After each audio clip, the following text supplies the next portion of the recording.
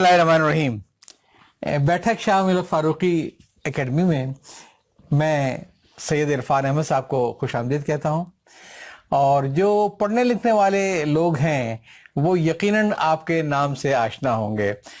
آپ کا نام کچھ نیا نہیں ہے اور آپ نے ایک یونیک فیلڈ نکالی ہے کتابوں کے اندر۔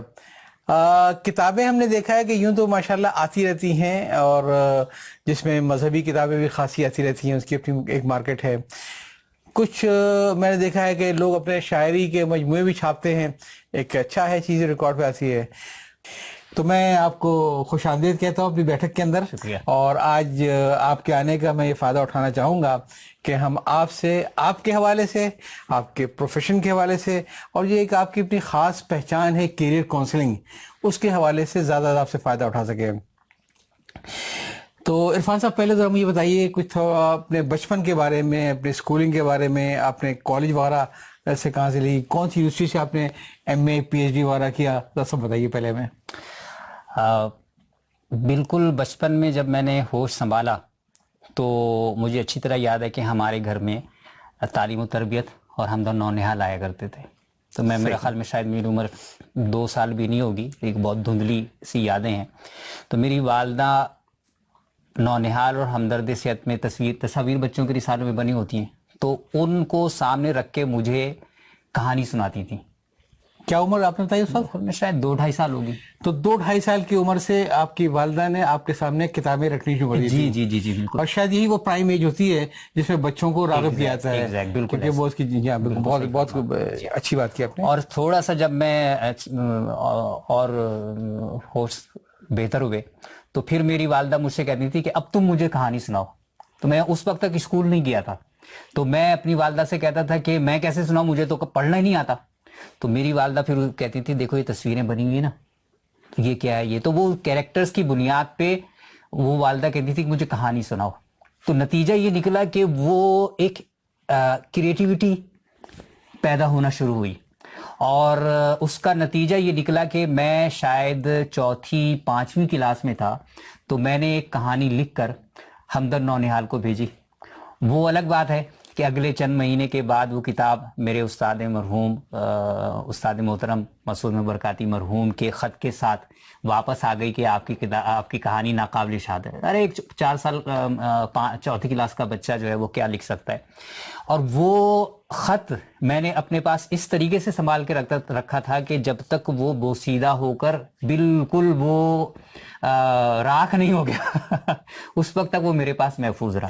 مطلب آپ کو انسیت تھی کہ کسی نے میری کتاب کہانی کو پڑھا اور میں بھی اتنا میچور نہیں ہوں، اور اس نے مجھے صحیح نشاندہی کی۔ اور میں اس پر آگے چل کے ہم اس پہ مزید بات کریں گے۔ اللہ کا بڑا شکر گزار ہوں کہ 1991 میں اللہ تعالیٰ نے ایسے حالات پیدا کیے کہ 1991 میں جب میں 3rd ایئر کا طالب علم بھی تھا، میں خود اسی شعبے میں ہمدرد فاؤنڈیشن کے پبلیکیشن ڈپارٹمنٹ میں مسعود احمد برکاتی مرحوم کے ماتحت ملازم ہوا۔ ماشاءاللہ کہاں سے شمار، یہ میں سمجھتا ہوں کہ اپنے آپ کو میچورٹی کی طرف لے کے جانا، ایک میں بچوں سے بھی اور طالبوں سے کہوں کہ ہمیں ناکامی سے کبھی گھبرانا نہیں چاہیے، بلکہ ناکامی میں خود ایک بڑا لیسن ہوتا ہے کہ ہم آگے کیسے بڑھ سکتے ہیں۔ تو آپ کا یہ سفر جو سٹارٹ ہوتا ہے اس چیز سے کہ تمہاری کہانی ناقابل اشاعت ہے، اور اس مرحلے تک پہنچتا ہے کہ آپ اسی ادارے میں ملازمت کرتے ہیں اور انہی صاحب کے ساتھ اب کام کرنے کا موقع ملتا ہے، اور یہ چیز ظاہر کرتا ہے کہ آپ کو کتنا لگاؤ ہے اپنے پروفیشن کے ساتھ۔ اور شروع میں جو آپ نے بات کی ہے عرفان بھائی، میں سمجھتا ہوں کہ علم کی جب بات ہوتی ہے تو کہا جاتا ہے کہ علم حاصل کرو ماں کی گود سے گور تک۔ آپ نے جو اپنی والدہ کے بارے میں جو باتیں بتائیں کہ 2.5 سال کی عمر سے انہوں نے آپ کو کتاب سے روشناس کرایا، اور تقریباً 4-5 سال کی عمر میں آپ کو آمادہ کیا کہ اگر نہیں بھی آتا ہے تو کم اس کو پڑھو دیکھو۔ اور یہ جو ینگ پیرنٹس ہیں ان کو یہی سوچنا چاہیے کہ دیکھیے بچوں کو اگر آپ نے کوئی تربیت دینی ہے تو یہ کام آپ کا ہے، آپ اس کو آؤٹ سورس نہیں کر سکتے ہیں، نہ کسی بڑے انگلش میڈیم اسکول کو آؤٹ سورس کر سکتے ہیں، نہ کسی گورننس کو۔ یہ ماؤں کو محبت دینی پڑتی ہے اپنے بچوں کے ساتھ، تب وہ بچے کچھ آگے بڑھتے ہیں۔ تو آپ نے اس گفتگو کا میں سمجھتا ہوں بڑا حاصل ہے، اور میرے خیال ینگ مدرس کو بھی دیکھنا چاہیے کہ جب ان کے ہاتھ میں کتاب ہوگی تو پھر بچے کو کتاب سے محبت ہوگی۔ اچھا اب پھر یہ تو ہو گئی بالکل ابتدائی دور کی بات، اور وہ چیزیں بڑھتی چلی گئیں یہاں تک کہ پھر جب میں نے میٹرک کیا تو میٹرک کے فوراً بعد بعض لوگ مجھے کہتے ہیں کہ جی آپ نے بہت کم عمری میں اتنا کام کر لیا. ڈاکٹر پروفیسر عبدالغفار بلو 2007 میں ایک پروگرام میں ان سے ملاقات ہوئی. بچوں کے امراض کے ماہر ہیں اور ہینڈز یا ہیلپ کے وہ بانی بھی ہیں، بہت بڑا ادارہ ہے. تو 2007 میں اس پروگرام میں جب ساری چیزیں میرے سامنے آئیں، اس وقت بھی میری تقریباً 20 کے قریب کتابیں تھیں، تو اور میری عمر اس وقت میرے خیال میں کوئی 34-35 سال تھی. تو پروفیسر بلو صاحب نے میرے بارے میں یہ کہا کہ اتنی کم عمری میں اتنا زیادہ کام کرنے والا میں نے آدمی پہلی بار دیکھا ہے. کافی حوصلہ ہوا ہوگا آپ کو. تو اس کی وجہ یہی ہوئی کہ میں میٹرک، اچھا پڑھنے اور لکھنے کا سلسلہ جاری تھا، میٹرک کے فوراً بعد میں نے، عام طور پہ ہوتا ہے کہ اسٹوڈنٹس کہتے ہیں اب میٹرک ہو گیا اب جو ہے وہ ہم چین کی بانسری بجائیں گے. میں نے مسلسل اس وقت کو جو میٹرک اور انٹر کے درمیان گیپ آتا ہے بچوں کا، میں نے اس کو استعمال کیا، بستر توڑنے پر نہیں لگایا. تو میں کراچی میں تھا، تو کراچی میں روزانہ کبھی کسی اخبار میں چلا جاتا، کبھی کسی علمی ادارے میں چلا جاتا. تو 1986 میں رئیس امروی مرحوم کے کالم آیا کرتے تھے جنگ میں، اور قطعات بھی آتے تھے، شاید قطعات بھی ساتھ میں ہوتا تھا اسی صفحے پہ، ادارتی صفحے پہ. جی رئیس امروی صاحب کے کالم میں میں نے شاید یہ بات ہوگی مئی جون 1986 کی، میں نے سید الطاف علی بریلوی مرحوم کے بارے میں ایک تذکرہ پڑھا. تو جو کچھ چیزیں تھیں کہ سر سید ثانی وہ کہلاتے ہیں، تو میں نے تحقیق شروع کر دی کہ یار میں سید الطاف علی بریلوی کا جو ادارہ ہے، ان کا تو انتقال ہو چکا ہے، ٹھیک ہے، تو یہ جو ادارہ ہے آل پاکستان ایجوکیشنل کانفرنس، کیونکہ یہ ساری معلومات رئیس امروی مرحوم نے دی ہوئی تھی اس کالم میں، صحیح، اب میں وہاں تک کیسے پہنچ سکتا ہوں؟ اللہ کی شان، یہ وہ لا آف اٹریکشن ہے کہ اب انا عند ظن عبدی بھی، اللہ حدیث قدسی بھی ہے. تو شاید ایک مہینہ نہیں گزرا تھا، میں آل پاکستان ایجوکیشنل کانفرنس تک پہنچ گیا، جو سر سید کالج کا بانی ادارہ بھی. ماشاءاللہ، جہاں چاہ وہاں رہا، اور جو آدمی جو چاہتا ہے وہ اس کو ملتا ہے. جی بالکل بالکل. اور وہاں پہ بھی سید مصطفیٰ علی بریلوی مرحوم سے ملاقات ہوئی، اور پھر میں فرسٹ ایئر میں داخلہ ہوا میرا سٹی کالج میں، اس وقت وہ انکوائری آفس ناظم آباد پہ تھا. تو وہاں پر چونکہ میں مستقل طور پہ جاتا تھا، تو انہوں نے، ان کی مہربانی ہے کہ انہوں نے یہ کہا کہ تم جو بھی پیریڈ فارغ ہوا کرو تم ہمارے پاس ایجوکیشنل کانفرنس میں آ جایا کرو. اچھا. تو وہاں پہ انہوں نے مجھے اس وقت، یہ 1986 کی بات کر رہا ہوں، 1986 میں انہوں نے میرے 500 روپے ماہانہ وظیفہ ماشاءاللہ رکھا. وہ میرے لیے پاکٹ منی تھی، اور وہ میں جب بھی موقع ملتا تھا، پابندی انہوں کی طرف سے کوئی اوقات کار، ان کی مہربانی ہے. تو آپ کو یہ آئیڈیا بہت اچھا ہی ہے. جی یہ آئیڈیا بہت اچھا، میں اس سے ہم ٹیلنٹ کو آگے لا سکتے ہیں، میں اس کے اوپر دیکھوں گا. جی بالکل بالکل. تو اس سے یہ ہو کہ مجھے اور ماحول مل گیا، اور ایجوکیشنل کانفرنس آپ کے علم میں تو ہوگا، لیکن آپ کے قارئین کے، ناظرین کے علم میں لانا چاہتا ہوں کہ وہ ایک تاریخی ادارہ ہے، حتیٰ کہ یونائٹڈ نیشنز نے باقاعدہ اس پر کئی کروڑ روپے خرچ کر کے ساری اس کی فش فلمنگ کی ہے. اچھا. پورے ادارے کی. جی. اور یہ تو سب میں نے خود اپنی آنکھوں سے دیکھا ہے. اچھا. یونائٹڈ نیشنز کی ٹیم جو ہے وہاں پر آ کر بیٹھتی تھی، اور کیونکہ وہاں پہ نہرو، گاندھی، مولانا آزاد، قائد اعظم، ان لوگوں کے اصل مخطوطات 2 سال پرانے وہاں پر محفوظ ہیں. عرفان بھائی مجھے اعتراف کرنے دیں، آپ نے کہا کہ آپ کو اندازہ ہوگا، لیکن آپ سے یہ باتیں میں سنو، مجھے اندازہ نہیں تھا اس کا.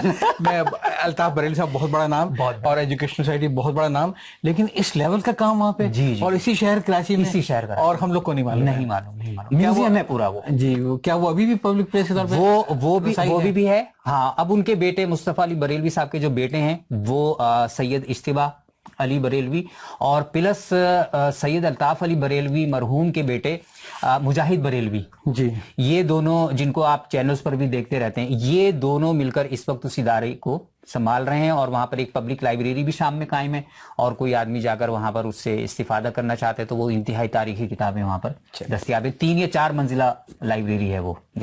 اچھا. اس کے بعد جب میں نے مصروفیات بڑھی اور بی ایس سی میں آیا، تو میرا تعارف بی ایس سی میں آنے سے پہلے ہی سید قاسم محمود مرحوم سے ہو چکا تھا.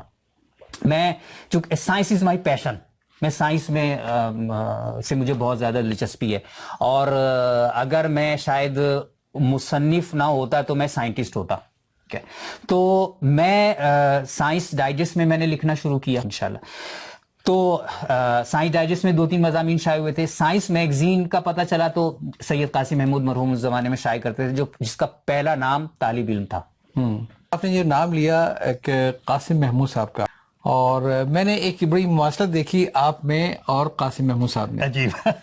اور مواصلت یہ ہے کہ قاسم محمود صاحب نے جب کتابیں مر رہی تھیں بالکل، اور مہنگائی اتنی تھی کہ رسائی میں تھی، تو آپ کو یاد ہوگا کہ میگزین کی شکل میں جریدی کتب، وہ جریدی کتب لے کر آئے تھے جو 5-5 روپے کی تھی، اور اس سے ایک دم سے بہت ہی زیادہ کریز بڑھ گیا لوگوں میں کتابیں پڑھنے کا. بالکل. تو میں دیکھ رہا تھا کہ آپ نے بھی اتفاق سے، میں دیکھ رہا ہوں کہ جیسے ایک آپ کی کتاب ہے کامیاب نوجوان 7 عادتیں، اور ایسی آپ کی بہت ساری کتابیں ہیں. اب یہ کتاب کا ظاہر ہے کہ اسٹیفن کے ترجمہ ہے، اچھی مقبول کتاب ہے، انگریزی مقبول کتاب ہے. اس کے 2-3 اردو تراجم اور بھی آئے ہیں، اور کوئی 500 کا ہے، کوئی 700 کا ہے، اور آپ اس کو 200 روپے میں لے کے آئے. تو یہ کوئی خاص وجہ ہے کہ آپ اپنی کتاب کے اندر لاگت کو کم رکھتے ہیں قاسم محمود صاحب کے طریقے سے، اور اس فکر میں نہیں پڑتے ہیں کہ میں ایک ایسا ڈیلکس ایڈیشن چھاپ دوں جس کے 200 اگر چھپ جائیں ساری قیمت نکلے؟ اس پہ ذرا بتائیے کہ کیا آپ قاسم محمود صاحب سے متاثر ہیں کتابوں کی اشاعت میں؟ اس معاملے میں بالکل آپ صحیح فرما رہے ہیں کہ میں متفق ہوں اس اسٹریٹجی سے، کہ اگر آپ نے کتاب کا شوق اور اس کی جو پڑھنے کا سلسلہ ہے وہ بڑھانا ہے تو آپ کو کتاب کی قیمت کم کرنی پڑے گی. بالکل. مجھے موجودہ ناشران سے اور مصنفین سے بھی بہت زیادہ اختلاف ہے کہ وہ لوگ اپنی کتاب کی قیمت، چاہے ناشر ہو چاہے مصنف ہو، وہ لوگ اپنی کتاب کی قیمت کوشش کرتے ہیں کہ زیادہ سے زیادہ رکھی جائے، اور وہ زیادہ سے زیادہ قیمت رکھنے کے لیے مختلف اس کے ہیلے بہانے ہوتے ہیں. مثال کے طور پہ آپ امپورٹڈ کاغذ لگائیں، مثال کے طور پہ آپ اس کو ہارڈ کور میں شائع کریں. یورپ امریکہ میں چونکہ لوگ اپنا علم دینا چاہتے ہیں تو نتیجہ یہ ہے کہ ان کی 2 ایڈیشن شائع ہوتے ہیں. جی ہاں بالکل. ایک ہارڈ کور، جی ٹھیک ہے، ایک ہارڈ کور ہوتا ہے اور دوسرا پیپر بیک ہوتا ہے. بالکل بالکل بالکل. تو ہمارے ہاں پیپر بیک کا تصور نہیں ہے. اچھا، میں اس کی وجہ کیا ہے؟ اس کی وجہ یہ ہے کہ آدمی کہتا ہے یار اگر میں نے یہ پیپر بیک میں کتاب شائع کی تو لوگ کہیں گے یار یہ تو بہت ہی ہلکی کتاب ہے. جی، یہ ہلکی کتاب نہیں ہے، کیونکہ کتاب کے ہلکے یا وزنی ہونے کا تعلق اس کے مواد سے ہے، نہ کہ اس کی جلد سے. ہاں عرفان صاحب، بہت معذرت، آپ نے جو بات کی ہے تھوڑا سا کنٹروورشل رہتی ہے. ایک تو ہمارے یہ کتابوں کا پروفیشن یوں ہی مر رہا ہے.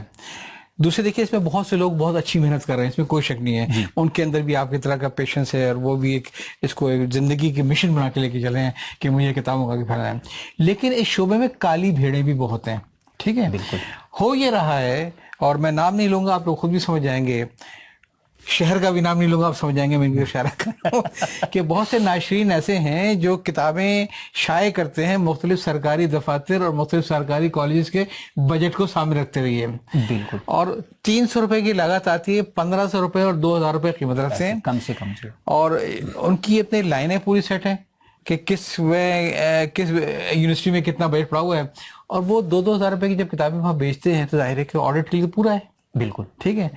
اور انڈر دی ہینڈ جو لیتے ہیں اس کے لیے، اگر ایک لیول کی ایک کتاب ایک ناشر اگر 300 کی چھاپ رہا ہے، دوسرا اسی لیول کی اسی کاغذ کی اتنی بڑی کتاب اگر 1200 کی چھاپ رہا ہے، کھیل کہاں پہ ہے؟ جی بالکل. لیکن بعض تو لوگ وہ ہیں جو کہ ہمارے یوں سمجھیے کہ ایک برانڈ بن چکے ہیں کہ وہ جو بھی چھاپیں گے لوگ خریدیں گے. یونس بٹ ہیں، مسلم حسین تارڑ ہیں، ٹھیک ہے نا، یہ مشتاق حفیظ صاحب ہیں، وہاں پہ پھر قیمت اتنا میٹر نہیں کرتی ہے.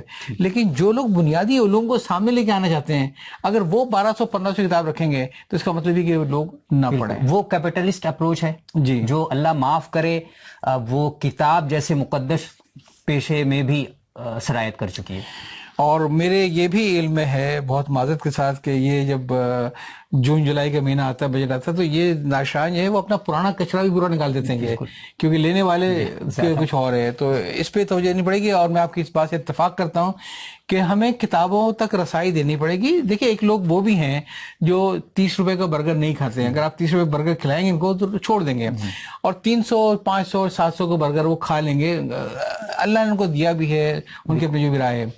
تو میں جو لوگ کتابوں کی صنعت سے وابستہ ہیں میں ان سے ریکویسٹ کروں گا کہ عرفان صاحب کی تجویز بہت اچھی ہے. آپ یقیناً جب کتاب چھاپتے ہیں تو پرنٹ نہیں لینا نا یہ، تو آپ کچھ نیوز پیپر پہ لے لیں اور کچھ آپ اس کو آرٹ پیپر پہ لے لیں، اور ایک آپ ڈیلکس ایڈیشن چھاپیں جس کو میں کسی کو تحفے میں دے سکوں. میں کسی کو پیپر بیگ تحفے میں دوں گا، جی جی بالکل. لیکن ساتھ میں جو لوگ پڑھنا چاہتے ہیں ان کے لیے سستے پیپر بیگ ایڈیشن نکالیں. آپ کی تجویز بہت عمدہ ہے. اب جب جریدی کتب یہ سلسلہ شروع ہوا تو اس کی پذیرائی بہت زیادہ ملی. اس کی وجہ وہی ہے کہ ایک آدمی 200 روپے کی کتاب ہے تو 1000 روپے میں کہاں عموماً وہی ٹائٹل آپ کو ایک ٹائٹل 1000 روپے میں ملتا ہے جی، اور یہاں پر آپ کو 5 ٹائٹلز مل رہے ہیں. دوسرا کام ہم نے اس میں یہ کیا کہ ہم نے صرف ترجمہ نہیں کیا بلکہ اس ترجمے کو ہم نے تلخیصی ترجمے میں تبدیل کیا. جی جی جی یورپ امریکہ وغیرہ میں بھی سمرائز ٹرانسلیشن کا بہت مزاج ہے. جی. ہمارے ہاں جو کتابیں ترجمہ ہو رہی ہیں وہ جو کچھ من و ان ہوتا ہے وہ یورپ امریکہ کی مثالیں ہیں، وہاں کے معیارات ہیں، ان کو یہاں کا مترجم وہ من و ان اردو میں منتقل کر دیتا ہے. جی تو میں نے کہا کہ جو چیز پاکستانی قاری کے لیے غیر ضروری ہے، جی بہت سی مثالیں، یعنی 40 سے 45% مواد ایسا ہوتا ہے جو یورپ امریکہ کے قاری کے لحاظ سے لکھا گیا ہے لیکن پاکستانی قاری کے لیے وہ بیکار ہے. جی بالکل. اگر آپ وہ شائع نہیں کریں گے، ترجمہ نہیں کریں گے تو آپ کی کاسٹ کم ہوگی. جی. کاسٹ کم ہونے کا مطلب یہ ہے کہ آپ کی کتاب کی قیمت کتاب پر لاگت کم آئے گی، اور لاگت کم آئے گی تو پھر اس کا جو سیل ویلیو ہے وہ بڑھے گی. میں آپ کی اس بات کو تھوڑا سا آگے بڑھاؤں گا. اور اتفاق ہے کہ میرے والد مرحوم شامل فاروقی صاحب جن کے نام کی اس بیٹھک میں بیٹھے ہیں اس وقت، تو وہ بھی کافی، ان کا ترجمے میں کافی روانی تھی اور بہت انہیں تراجم کیا اس کے اندر. تو ان سے جو چیز میں نے سیکھی ہے وہ یہ ہے کہ لفظی ترجمہ ممکن ہی نہیں ہے. اور اکثر میں اپنے دوستوں سے کہتا ہوں کہ پنجابی کا ایک شعر ہے، جے میں ویکھاں اپنے بلے تے کچھ نہیں میرے پلے، جے میں ویکھاں تیری رحمت والے تے بلے بلے بلے. اب یہ بلے بلے بلے جو ہے اردو سمیت کسی بھی زبان میں اس کا نہیں ہے، یہ وہ ایک کیفیت ہے. تو کتنی کتابیں آپ کی اب تک آ گئی ہیں؟ میری تقریباً 30-32 کتابیں ہیں. یہ بتائیں کہ آپ کی تعلیم کتنی ہے؟ میں تو بہت چھوٹا سا آدمی، گریجویشن کیا میں نے، اور وہ بھی میری فیلڈ پہ نہیں ہے. آپ نے گریجویشن کیا ہے اور شاید جناح کالج سے؟ جناح کالج سے. تو دیکھیں، میں نوجوانوں سے کہوں گا کہ جو زندگی میں جو لوگ کامیاب ہوتے ہیں وہ اسکول اسمارٹ ذرا کم کامیاب ہوتے ہیں، اسٹریٹ اسمارٹ زیادہ کامیاب ہوتے ہیں. اگر آپ کی، اور یہ پیرنٹ سے بھی کہوں گا کہ اپنے بچوں کو مجبور کیوں کر رہے ہیں کہ وہ ہمیشہ 85% نمبر لے کے آئیں، 90% نمبر لے آئیں. یہ تو کرونا ہوگا تو آ جائیں گے نا، ورنہ نمبر کہاں سے آتے ہیں یہ. تو جو چیز ہے دیکھنے کی اور سمجھنے کی وہ یہ ہے کہ جو لوگ اسکول کی زندگی میں جن کا بڑا بریلینٹ کیریئر ہوتا ہے، وہ جب میں دیکھتا ہوں کہ عملی زندگی میں آتے ہیں تو بس کہیں پھر غائب ہو جاتے ہیں. بولے جی بالکل. اور میں اپنے ناظرین کو یہ بتاؤں گا کہ وہ شخص جس نے جناح کالج سے گریجویشن کی تھی ہے بورڈ آفس کے کراچی میں، اس پر اس وقت ایم فل ہو رہا ہے. تو بتائیے. جی 2-3 مہینے پہلے کی بات ہے. جی. ایک خاتون کا میرے پاس فون آیا اور کہنے لگی کہ میں آپ کا انٹرویو کرنا چاہ رہی ہوں. تو میں نے ان کو انٹرویو دینے سے پہلے ان سے ایک سوال کیا کہ آپ اس انٹرویو کا مقصد مجھے بتا دیں تاکہ میں اسی تناظر میں آپ کو انٹرویو دوں، اسی تناظر میں آپ کو جوابات دوں. تو وہ کہنے لگی کہ سر میں نے آپ کی تراجم پڑھے ہیں اور آپ کے تراجم میں ترجمے کا جو ایک لفظی ترجمے کی جیسے آپ بات کر رہے تھے، ترجمے میں ترجمہ محسوس نہیں ہوتا کہیں پر بھی، اور ایسا لگتا ہے کہ جیسے مصنف خود آ کر ہم سے اپنی ہی زبان میں بات کر رہا ہے. تو میں نے پھر اپنے ایم فل کے لیے جو تجویز کیا عنوان وہ آپ کے تراجم ہے. مجھے بہت خوشی ہوئی، اور وہ خاتون لاہور ہی کی ایک معروف یونیورسٹی ہے، نجی یونیورسٹی، اس سے ایم فل کر رہی ہیں. مجھے بہت خوشی ہوئی. پھر میں نے گزشتہ دنوں ان سے کہا کہ اپنی جو پوری یافت ہے وہ مجھے لکھ کر بھی بھیج دیں. تو وہ انہوں نے مجھے 2 دن پہلے ہی کی بات ہے مجھے لکھ کر بھیجی، اور انشاءاللہ تعالیٰ کامیابی ڈائجسٹ کے اگلے شمارے میں وہ یافت اور اس کے ساتھ جو انہوں نے اپنے تھیسس میں چند چیزیں لکھی ہیں، کیونکہ تھیسس تو خاصا طویل ہوتا ہے، لیکن اس کی کچھ تلخیصی چیزیں میں نے کامیابی ڈائجسٹ کے اگلے شمارے میں شائع کی ہیں. تو سفر کو تھوڑا سا آگے بڑھاتے ہیں. سائنس سے کیوں دلچسپی بھی آپ کو؟ سائنس سے تو فطری طور پر پیدائشی چیزیں ہوتی ہیں، اور میں نے چونکہ کریئر کاؤنسلنگ سیلف ڈسکوری کے حوالے سے کام کرتا ہوں، تو سمجھیے کہ وہ اللہ تعالیٰ پیدائش کے ساتھ ہی وہ چیزیں آگے بڑھا رہا تھا. تو سائنس مطلب میں شاید 7ویں 8ویں کلاس میں تھا، اور میرا یہ ذہن بالکل کلیئر تھا کہ مجھے انٹر پری میڈیکل میں کرنا ہے، اور پری میڈیکل میں انٹر کرنے کے بعد میں فیصل آباد کی زرعی یونیورسٹی سے ایم ایس سی اور پھر پی ایچ ڈی کروں گا. یعنی مجھے صرف سائنٹسٹ نہیں، ایگریکلچر سائنٹسٹ بننے کا شوق تھا. اور موسموں سے اور فطری چیزوں سے جو ہے وہ میرا دل چاہتا ہے کہ میں اسی میں رہوں. تو وہ سائنس چونکہ پھر میں پڑھنے کا بھی ساتھ ساتھ سلسلہ تھا، تو وہ تبدیل ہوا سائنس کی کتابوں کی جانب. تو میں بچپن میں اور پھر اس کے بعد انٹر گریجویشن تک میں بازار جاتا تھا. اس زمانے میں پی ڈی ایف یا انٹرنیٹ تو ہوا نہیں کرتا تھا، تو میں سائنس ہی کی کتابیں انگلش میں کتابیں لے کر آتا تھا. جب تھوڑا سا جو ہے وہ پاکٹ منی بہتر ہو گئی تو میں لبرٹی سے کتابیں لے کر آیا کرتا تھا سائنس کی. اور سائنس ہی کے جو میگزین اس زمانے میں 2 نکلتے تھے، سائنس ڈائجسٹ اور سائنس میگزین، وہاں پر میں نے لکھنا شروع کیا. اور آج سائنسی صحافت ایک بہت بڑا پوری دنیا میں ایک شعبہ ہے. وہی سلسلہ جب آگے بڑھا تو میں رضی الدین خان صاحب سے تو ملاقات رہتی تھی. سائنس ڈائجسٹ کا دفتر تھا تبت پلازا میں، اور سید قاسم محمود مرحوم کے بارے میں پتہ چلا تو کہ حسن علی آفندی روڈ پہ ان کا ایک آفس ہے، ایم اے جینا روڈ پر. وہاں پر گیا تو انہوں نے بتایا کہ جی ان کا یہ تو بزنس آفس ہے، ان کا جو ایڈیٹوریل آفس ہے وہ north Karachi block sector 11A میں ہے. اچھا. تو جو اب باب الاسلام مسجد ہے کے بالکل سامنے. اچھا. تو یہ بات کر رہا ہوں میں 89 کی. 89 کی بات ہے. تو میں وہاں پہنچ گیا. اس زمانے میں تو اتنا گنجان آباد علاقہ نہیں تھا. جی ہاں بالکل. اور بس سے میں یو پی موڑ پہ اترا، اور وہاں سے پیدل 15-20 منٹ چلتے ہوئے وہاں گیا. اور یہ جو باب الاسلام مسجد ہے یہ بھی اس زمانے میں چھپر تھے وہاں پر. اچھا. ٹھیک ہے. اور اس کے سامنے بس ایک ہی 2 یا 3 منزلہ عمارت تھی جو کمرشل تھی. اور اس میں فرسٹ فلور پر 2 فلیٹ انہوں نے کرائے پہ لیے ہوئے تھے سید صاحب مرحوم نے. اچھا. میں وہاں پر گیا، ان سے مجھے نہیں معلوم پہلی دفعہ میں ملاقات ہو گئی یا دوسری دفعہ میں ان سے جا کر میں ملا، اور انہوں نے مجھے مضامین دیے ترجمہ. پہلے تو میں جیسے ہی جاتا رہا اور 2-3 مضامین خود دیے. اور پھر ایک بہت بڑا جو میری زندگی میں آج میں جہاں پر کھڑا ہوں وہ سید صاحب کا چند الفاظ پر مشتمل ایک مشورہ تھا، اور وہ مشورہ ایسا تھا جس نے میری زندگی کو بالکل تبدیل کر دیا. اچھا جی. تو ذرا شیئر کریں ہمارے. جی بالکل. وہ مشورہ یہ تھا، ایک دن مجھے اسی طرح میں چونکہ پیشن تھا تو سائنس بھی اور پھر لکھنا بھی، تو وہ دونوں چیزیں مل گئی سائنس میگزین میں. تو میں تقریباً روزانہ ہی 2:30 بجے میری چھٹی ہوتی تھی تو میں روزانہ ہی 12 دری پہ سائنس میگزین کے دفتر چلا جایا کرتا تھا. صحیح. اور وہاں جا کر میں بیٹھتا تھا وہاں پہ، اور ہماری عمر کے اور 2 احباب ہوا کرتے تھے، سلیم انور عباسی جو اس وقت جنگ میں موجود ہیں، اور علیم احمد جو مانا گلوبل سائنس کے جو ہے وہ پبلشر ایڈیٹر ہیں. تو یہ لوگ وہاں پر پہلے سے موجود تھے. تو سید صاحب مرحوم نے میری 2-3 مضامین دیکھے، اور اس کے بعد وہ شائع بھی ہوئے سائنس میگزین میں. ایک دن مجھے سید صاحب نے مجھے بلایا. علی میں نے کہا کہ سید صاحب آپ سے کوئی بات کرنا چاہ رہے ہیں. تو سید صاحب کے کمرے میں گیا تو سید صاحب مجھے کہنے لگے کہ اگر تم اپنے اس پیشن کو پروفیشن بنانا چاہتے ہو، پیشن لکھنے کا، اس کو پروفیشن بنانا چاہتے ہو، صحیح، یعنی پیسہ کمانا چاہتے ہو اس کے ذریعے سے، تو تم ترجمے کی جانب آؤ. اچھا. یہ بس شاید اتنے ہی الفاظ تھے بس. جی. ٹھیک ہے. اور میں اس میں اپنے طور پہ بڑھاتا ہوں کہ آپ کو ایسے لکھنے والے صرف پاکستان ہی میں سینکڑوں نہیں ہزاروں مل جائیں گے جو قلم کے ذریعے سے اپنا کچن نہیں چلا سکتے، لیکن ایسے ترجمہ نگار آپ کو ہزاروں مل جائیں گے جو صرف کچن نہیں چلا رہے بلکہ کئی لاکھ روپے مہینہ کما رہے ہیں. ماشاءاللہ. وہی قلم ہے. اور لیکن جب آپ ترجمہ کرنا شروع کر دیتے ہیں تو آپ کہیں گنا زیادہ کمانا شروع کر دیتے ہیں. ایک اگین بہت معذرت کے ساتھ یہ کہ کسی نے مجھ سے کہا تھا کہ کبھی پڑھنا ہو تو کسی اچھے استاد سے پڑھنا.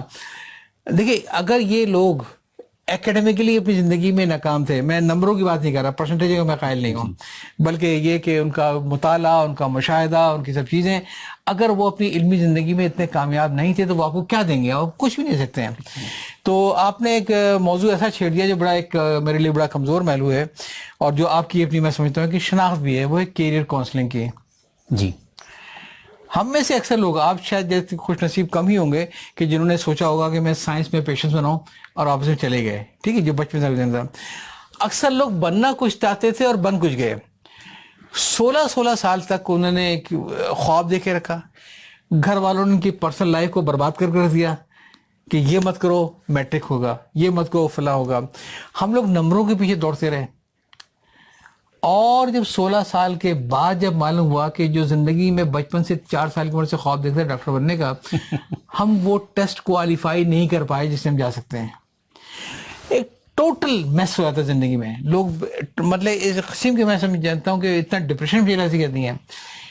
हमारे यहाँ कैरियर काउंसलिंग बिल्कुल नहीं है कि लोगों के रुझान को देखना। देखिए, मुआशरे के अंदर हर आदमी के डॉक्टर या इंजीनियर बनना जरूरी नहीं है। यहाँ अच्छे मौसीकार भी चाहिए, यहाँ अच्छे वो भी चाहिए जो कि पेट के ऊपर पालतू परिंदे और पालतू जानवर दुनिया भर में होता है। ये जो आपने कहा ना कि पैशन को प्रोफेशन मान लो, तो ये कैरियर काउंसलिंग क्यों नहीं है? ये भेड़ चाल क्यों है हमारे यहाँ? एक अगर वो आ गया इत्तेफाक से किसी मैंने टेलीकॉम, तो मालूम हर लड़का फील्ड छोड़ के टेलीकॉम में जा रहा है, और अब टेलीकॉम में सिवाय छाटी कुछ नहीं रह गया। तो आपने बिल्कुल बर्बाद करके दिया नई नस्ल को। तो बताइए कैरियर काउंसलिंग में आपने क्या गुंजाइश देखी और क्या काम आप कर रहे हैं? करियर काउंसलिंग या अब उससे बढ़कर करियर कोचिंग, जी, हर इंसान की या हर बच्चे की बुनियादी जरूरियात में शामिल है। पहली बात तो वालिदैन को खास तौर पे समझना चाहिए, और जब बुनियादी जरूरत है तो जैसे वालिदैन अपने बच्चे की ग़िज़ा, नोश यानी पीने की चीजें, उसका लिबास, उसकी तालीम, उसकी रिहाइश वगैरह वगैरह का ख्याल ना सिर्फ रखते हैं बल्कि एहतमाम करते हैं, इसी तरीके से वालिदैन को ये चाहिए कि 15 बरस की उम्र से पहले पहले अपने बच्चे को किसी मुस्तनद और माहिर करियर कोच या करियर काउंसलर से अपने बच्चे की शख्सियत, जो फितरी टैलेंट है, वो डिस्कवर करवा लें, एक्सप्लोर करवा लें। उससे फायदा ये होता है कि अल्लाह तबारक व तआला ने जिस फितरत के साथ पैदा किया है, जिस पैशन के साथ पैदा किया है, आपका बच्चा उसमें मल्टीप्लाई करेगा। बिल्कुल सही है। हमारे यहाँ बहुत बड़ा मसला ये है कि 99% से भी ज्यादा हमारे यहाँ करियर काउंसलिंग कोचिंग नहीं है, क्योंकि उसका शऊर ही नहीं है, और जिन चंद लोगों को मालूम है वो लोग उसको अहमियत नहीं देते।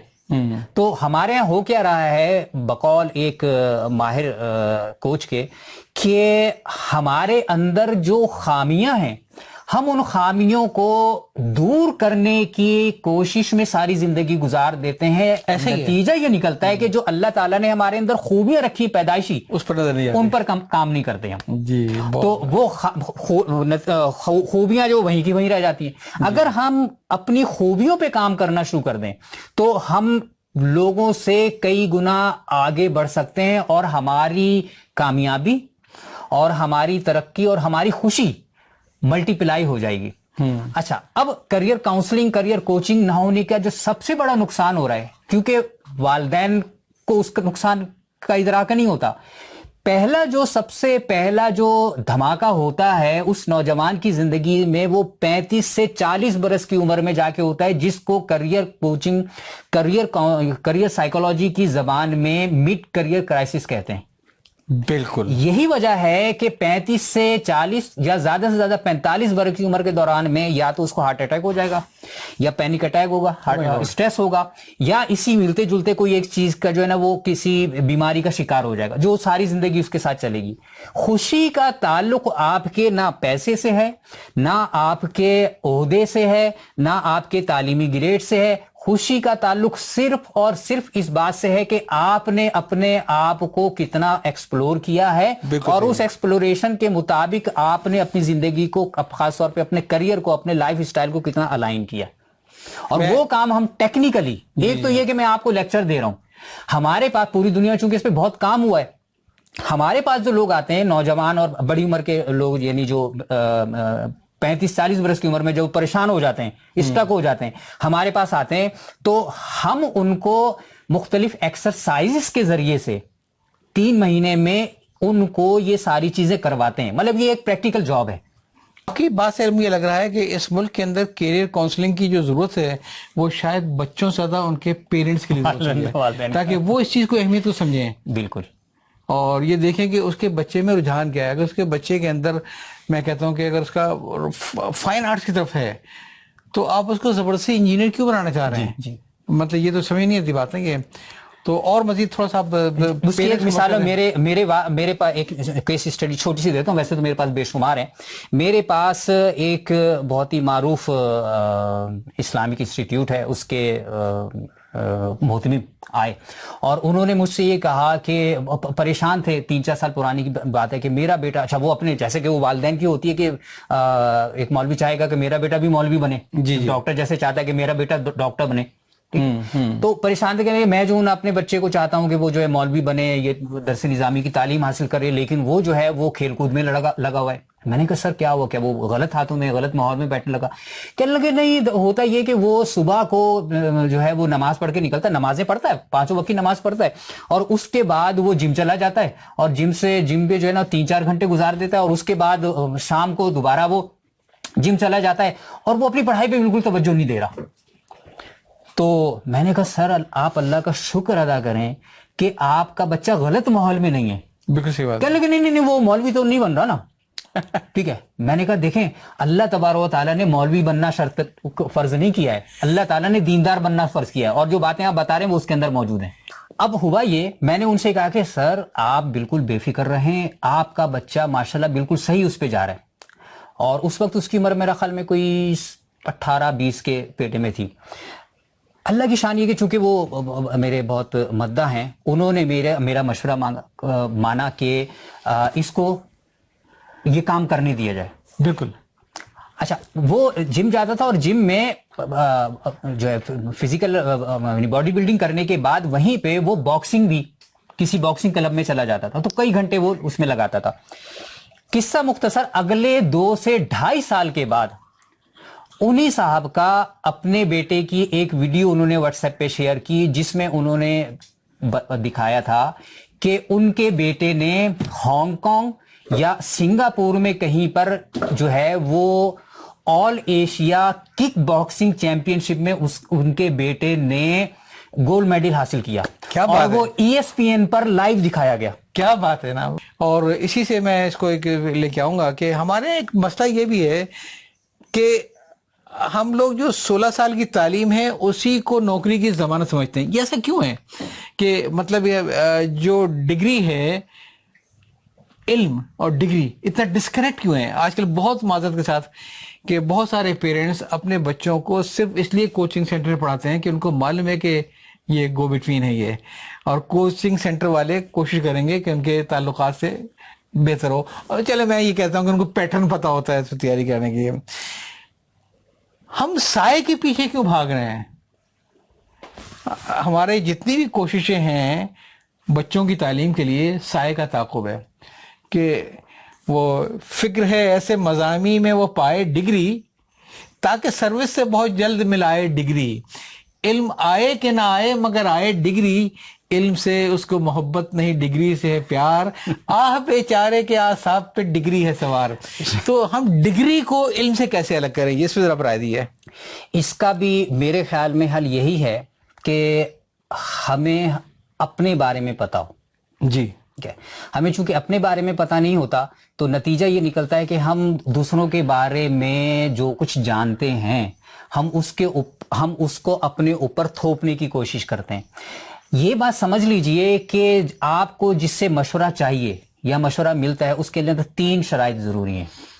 جی بسم اللہ. پہلی شرط تو یہ کہ وہ آپ کے ساتھ مخلص ہو. صحیح. دوسری شرط یہ کہ وہ اس چیز کا ماہر ہو، مخلص ہو اور ماہر ہو. اور تیسری چیز یہ کہ جس مسئلے کے لیے جس وقت آپ کو اس کا مشورہ درکار ہے وہ دستیاب ہو.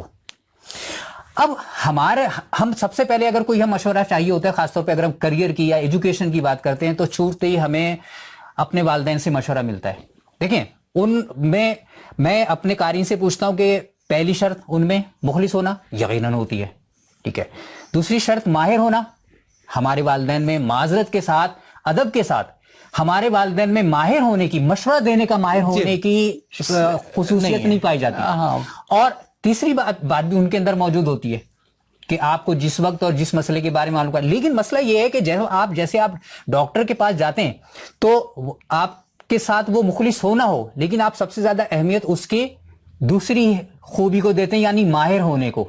جی بالکل ٹھیک ہے. اور وہ چونکہ ہر وقت بیٹھا ہی اسی کام کے لیے، تو آپ اپنا مرض اس کے سامنے پیش کرتے ہیں، وہ آپ کو اس کی دوا دے دیتا ہے، آپ کو صحت مل جاتی ہے. ٹھیک ہے. لیکن کریئر جس کا ہماری زندگی کی آخری سانس تک تعلق ہے، ہم اس کے لیے صرف اور صرف مخلص ہونا دیکھتے ہیں. ہم یہ نہیں دیکھتے کہ کیا ماہر آدمی سے جا کر ہی ہمیں مشورہ ملے گا. اور ماہر کے لیے ضروری یہ ہے، آج کے دنوں کے تناظر میں اگر میں بات کروں تو وہ ہے آپ کا کریئر کوچ، کریئر کاؤنسلر اور پروفیشنل کنسلٹنٹ. یہی وجہ ہے کہ 21ویں صدی میں یہ جو 3-4 شعبوں کی میں نے بات کی، 21ویں صدی میں اس شعبے میں 40% اضافہ ہوا ہے. 40% سب سے زیادہ اضافہ جو ہے اس فیلڈ میں ہوا ہے. ڈیٹا سائنس میں نہیں، یہ میں پوری دنیا کی بات کر رہا ہوں. یعنی اس ڈیٹا سائنس میں اتنا اضافہ نہیں ہوا اور دیگر چیزوں میں اضافہ نہیں ہوا. 40% کنسلٹنسی، کوچنگ، کاؤنسلنگ میں اضافہ ہوا ہے، اس لیے کہ یہ مسائل بڑھ گئے. آپ کی بہت ہی عمدہ بات کی آپ نے کہ 3 چیزیں آپ نے کہی ہیں: مخلص ہو، ماہر ہو اور دستیاب ہو.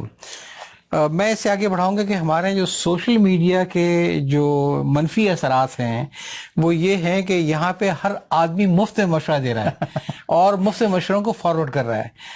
دنیا کی کوئی بھی بیماری ہو، ابھی کورونا آیا تھا کہ لوگوں کو پتہ نہیں تھا ہے کیا، اور 50 اس کے مشورے آنے شروع ہوں گے، یہ کر لو وہ کر لو.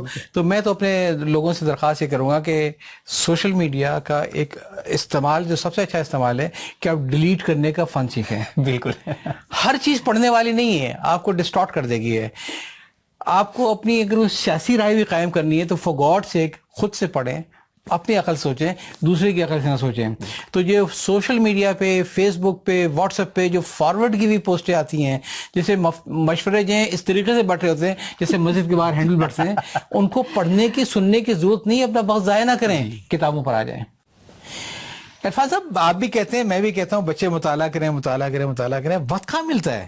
آپ یہ دیکھیں نا کہ جتنا صبح ان کو تیار ہونا پڑتا ہے، گھر والے بڑی مشکل جگہ ہوتے ہیں، آنا جانا، اسکول کے سفر میں تھک گئے، شام کو مولوی صاحب آ رہے ہیں، شام کو اس کے بعد پھر جو ٹیوٹر آ رہے ہیں سارے، یہ تو بچے کے پاس مطالعے کا وقت کہاں پہ ہے؟ پھر جو ہم نے اس کو گیجٹ پکڑا دیے ہیں، PUBG کھیلنے کے، اس کے کیا آپ سمجھتے ہیں کون سا وقت جو ہے اس میں زیادہ ہم بچوں کو اٹریکٹ کر سکتے ہیں مطالعے کے لیے؟ اس میں بھی بنیادی مسئلہ والدین کی جانب سے ہے. جی، کیونکہ والدین کنٹرول کر رہے ہوتے ہیں بچے کی زندگی کو، اور اصل ایشو وقت کی کمی یا زیادتی کا نہیں ہے، ترجیحات کا ہے. جی ٹھیک ہے. اور میں تو جب والدین آتے ہیں تو میں ان سے یہ کہتا ہوں کہ یار بچے کو بچہ رہنے دیں، بچے کا بچپن نہ چھینیں. اس میں کوئی شک نہیں ہے. یعنی صبح وہ فجر کے بعد اٹھتا ہے، اس کی آنکھیں بند ہوتی ہیں، اس کو آپ گاڑی میں پھینک دیتے ہیں اسکول وین میں، ٹھیک ہے. وہ جب واپس آتا ہے وہ کھانا کھاتا ہے، کھانا کھانے کے بعد وہ ٹیوشن کے لیے چلا جاتا ہے، ٹیوشن سے واپس آتا ہے تو قاری صاحب اس کا انتظار کر رہے ہوتے ہیں، قاری صاحب سے فراغت کے بعد وہ ہوم ورک کر رہا ہوتا ہے، ٹھیک ہے. تو اس کے بعد اس کے سونے کا وقت ہو جاتا ہے. ہم جو والدین ہیں ان کے لیے بہت ضروری ہے کہ تھوڑی بہت نفسیات اپنے بچے کی اس کو بھی سمجھیں. جی. اور وہ جو نفسیاتی ضروریات ہیں، ہر انسان کی نفسیاتی ضروریات ہوتی ہیں، ان کو جانیں. پھر یہ کیسے ہوگا؟ یہ تبھی ہوگا کہ پہلے والدین اپنے آپ کو ایکسپلور کریں, بالکل صحیح بات اور اس کے بعد وہ اپنے بچے کو ایکسپلور کر رہے ہیں کہ میرا بچہ کس جگہ پر ہے. چونکہ والدین کو نہ اپنا شعور ہے تو بچے کا شعور کہاں سے ہوگا. اور وہ میں سمجھتا ہوں کہ اس میں ہمیں ایک یعنی جو جیسے شاہ محی الحق فاروقی اکیڈمی اور اس قسم کی اور کہ ہمیں آپ کے یہاں ماشاءاللہ اور جو سرگرمیاں ہوتی ہیں اس میں اس طریقے سے بھی والدین کی تربیت کی بھی کوئی ایسی چھوٹی چھوٹی انشاءاللہ اس کو ہونے چاہیے. جی, کہ بیٹھک کے اندر ہم چیزیں رکھیں گے, اور آپ جیسوں کا ہمیں اگر تعاون رہے گا کہ ہمارے سارے کام نان کمرشل ہوتے ہیں. جی, تو کمرشل میں تو پھر بھی آسانی ہوتی ہے کہ اچھی فیکلٹی بھی مل جاتی ہے, اچھے پیسے مل جاتے ہیں, تو لیکن نان کمرشل چیلنج ہے, انشاءاللہ کریں گے اور آپ کو زحمت دیں گے. اور اس میں جو آغاز ہوتا ہے نا وہ ہوتا ہے بالکل آپ کے نوبیاحتہ جوڑوں سے. جی ٹھیک ہے, میں نے درجنوں نوبیاحتہ جوڑوں سے یا جن کی شادی نہیں بھی ہوئے لڑکے لڑکی سے یونیورسٹیز وغیرہ میں جب بات کرنے کا موقع ملتا ہے, میں ان سے پوچھتا ہوں کہ آپ نے شادی کیوں کی یا آپ شادی کیوں کرنا چاہتے ہیں. ٹھیک ہے, تو آپ یقین کریں ان درجنوں لوگ میں سے مجھے آج تک صرف ایک نوجوان سے اس کا صحیح جواب مل پایا. باقی سب جو ہے بغلے جھانک رہے ہوتے یا یہ کہہ رہے ہوتے ہیں کہ جی وہ تو کرنی ہوتی ہے, ٹھیک ہے, وہ والدین کی خواہش ہے. تو یہ کوئی جب آپ کی ڈیسٹینیشن ہی کلیئر نہیں ہے تو نتیجہ یہ نکلتا ہے کہ جیسے شادی کے بعد وہ پہلا 1-1.5 سال تو ہنی مون میں گزر جاتا ہے, ہنی مون پیریڈ ہوتا ہے وہ, ٹھیک ہے. اس کے بعد جیسے پہلے بچے کی پیدائش اور اس کے بعد جیسے جیسے وقت بڑھتا ہے تو فزیکلی تو میاں بیوی ایک جگہ پر ہوتے ہیں لیکن مینٹلی اور ایموشنلی وہ دور ہوتے چلے جاتے ہیں, اور اس کا براہ راست اثر بچوں پر پڑتا ہے. اور اس کے لیے میں ایک تجویز یہ دیتا ہوں کہ آپ کے گھر میں جی اخبار, خاص طور پہ بچوں کا اخبار ہفتے میں 1 دن آتا ہے. اردو اخبارات میں بھی بچوں کا صفحہ آتا ہے اور انگریزی اخبارات میں بھی میگزین آتے ہیں بچوں کے. ہفتے میں یا 2 ہفتے میں 1 بار وہ آ جائے. اسی طریقے سے کم 1 ماہنامہ بچوں کا ہر مہینے آپ کریں تو بچوں کی اس طریقے سے ذہن سازی ہوگی. یہ ناممکن ہے کہ آپ والدین کے ہاتھ میں ریموٹ ہو اور بچے کے ہاتھ میں کتاب ہو, یہ ناممکن ہے. ٹھیک ہے, کیونکہ والدین کو تو وہ جو دیکھ رہا ہے وہ یہ ہے کہ جی ماں کے ہاتھ میں موبائل ہے, وہ سارا دن اپنی اماں سے یا بہنوں سے باتیں کر رہی ہیں, ابا کو دیکھ رہے ہیں جیسے وہ آفس سے واپس آتے ہیں تو وہ ٹی وی کے آگے بیٹھ جاتے ہیں, اور والدین یہ چاہتے ہیں کہ میرا بچہ جو اس کے ہاتھ میں کتاب ہو. تو یہ تو منافقت ہوئی. وہ اسکول کی تعطیلات کے حوالے سے بات کر رہے ہیں. جی مطلب کنٹینیو کریں. کیا کہتے ہیں کہ اسکولوں کی جو چھٹیاں ہوتی ہیں اس میں ہاں جی. دوسری صورت یہ ہے کہ چونکہ خاصی حد تک اسکول والے اس جانب توجہ دے رہے ہوتے ہیں تو اسکولوں کی بھی ذمہ داری ہے کہ وہ والدین کو اس پر موٹیویٹ کریں کہ وہ اپنے بچوں کی اس 2-2.5 مہینے کی جو فارغ وقت ہے ان کا, اس میں ان کو کچھ ایسی مصروفیت بنائیں کہ وہ فارغ نہ رہیں. ورنہ ہوتا یہ دیکھا یہ گیا کہ 2-2.5 مہینے بعد جب بچہ آتا ہے تو وہ بالکل بلینک ہوتا ہے. ٹھیک ہے, اور اس میں اسکول یہ کر سکتے ہیں کہ وہ کوئی اپنے ہاں لائبریری چھوٹی سی بنا لیں. مختلف ایکٹیویٹیز ہیں, کراچی جیسے شہر میں تو ایسی بہت سی جگہیں کہ بچوں کو وہاں پر لے جا سکتے ہیں اور بچوں کو لائبریری اور اسی جو علمی جگہیں ہیں ان کو وہ دکھا سکتے ہیں. تو ہمیں پورا اس کا ایک پلان بنانے کی ضرورت ہے. یہاں پر اس کا استعمال تو شروع ہوا ہے لیکن وہ بھی جو ہے شعبہ قسمت وہ کیپٹلسٹ اپروچ کا شکار ہو گیا ہے کہ وہ سمر کیمپ. اب وہ سمر کیمپ جو ہے ان کی فیس اتنی زیادہ ہوتی ہے کہ وہ والدین چاہنے کے باوجود کہ اپنے بچوں کو اس میں بھیجے لیکن اس کی فیس کی وجہ سے وہ نہیں بھیج پاتے. نتیجہ وہی نکلتا ہے کہ وہ بچہ گھر پہ موجود ہوتا ہے. تو اسکولوں کو چاہیے کہ بھائی کوئی موقع تو کمانے کا چھوڑ دیں, جی تھوڑا سی فکر جو ہے قوم کی بھی کر لیں. میرا خیال ہے کہ والدین کے بعد بڑی ذمہ داری اسکولوں کی ہے. ہم نے کوئی تھوڑی سی کوشش کی تھی اسکولوں میں لائبریری بنانے کی, لیکن معاملات بڑے ڈسکریجنگ رہے کہ یا تو لوگوں نے اس کو تالے بند کر دیا یا ہیڈ مسٹر صاحبہ اس میں رکھ دیا کہ بچوں کی رسائی کتابیں تک نہیں ہوئی ہے. ایک اسکول کا مجھے آئیڈیا بڑا پسند آیا, انگلش میڈیم اسکول ہے, فیس اچھی ہوگی, کہ انہوں نے ہر کلاس میں لڑکوں کو یہ کہہ دیا ہے کہ تم نے لازماً 5 کتابیں خریدنی ہیں اور جو تمہارے پاس ٹائٹل ہو وہ کسی اور کے پاس ٹائٹل نہ ہو. تو لہٰذا پھر بچے خود کتابوں کا ایکسچینج کرتے ہیں. بہترین. تو یہ بھی ایک اچھی تجویز ہے کہ آپ اپنے بچوں کو اگر اسکول میں نہ صحیح تو دوست احباب میں محلے میں انکریج کریں کہ 5 تم خریدو 5 تم خریدو. عدل بدل کے پڑھو گے تو ممکن ہے جتنا تمہارا بڑا گروپ ہوگا اتنا تمہارا مطالعہ بڑھ جائے گا. ایک تو یہ بڑی اچھی تجویز ہے. سردست ہم اس سلسلے کو یہیں پر ختم کرتے ہیں اور میں شاہ محی الحق فاروقی اکیڈمی میں آپ کی آمد کا بہت بہت شکریہ ادا کرتا ہوں. انشاءاللہ ہم مل کے کام کریں گے. اور